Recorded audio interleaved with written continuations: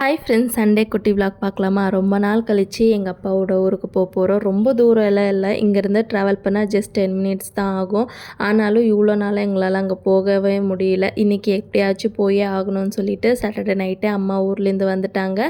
காலையில் எழுந்திரிச்சு ஃப்ரெஷ்ஷப் ஆகி பிரேக்ஃபாஸ்ட் எல்லாம் சாப்பிட்டு 10:30க்கெல்லாம் போய் ரீச் ஆகிட்டோம். மெயினாக நாங்கள் போன ரீசனை கோயிலில் பூஜை கொடுக்கணுமா இருந்துச்சு. அதனால தான் அங்கே போன உடனே பசங்க 2 பேருமே ரொம்ப எக்ஸைட் ஆகிட்டாங்க. இப்போ இங்கே எப்பயுமே வீட்டுக்குள்ளேயே இருந்து போர் அடிச்சு போனவங்களுக்கு அங்கே ஏதோ உங்களுக்கு ஃப்ரீயாக விட்ட மாதிரி 2 பேரும் அவ்வளோ என்ஜாய் பண்ணி விளையாண்டுட்டு இருந்தாங்க.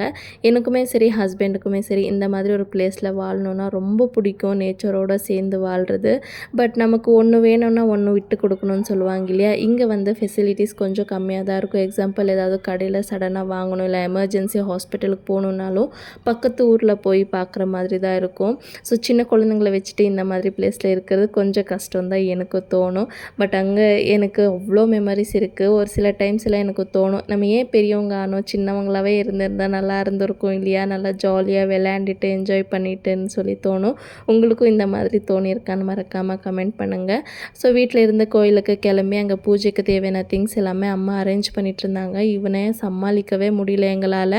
அவ்வளோ பேர் இருந்தும் அவனால் கட்டுப்படுத்தவே முடியல. கீழே இருக்கிறத எடுத்து வாயில் போட்டுக்கிறது, பூஜை சாமான் எல்லாமே எடுத்து கீழே போடுறது. பட் ஒரு வழியாக சூப்பராக சாமி கும்பிட்டுட்டு அங்கேயே கொஞ்சம் நேரம் டைம் ஸ்பெண்ட் பண்ணோம். அவ்வளோ பீஸ்ஃபுல்லாக இருந்துச்சு. அங்கேருந்து வீட்டுக்கு வந்து மறுபடியும் லஞ்ச் எல்லாமே சாப்பிட்டுட்டு 2:30 போல் நாங்கள் ரிட்டன் மறுபடியும் வீட்டுக்கு வந்தாச்சு.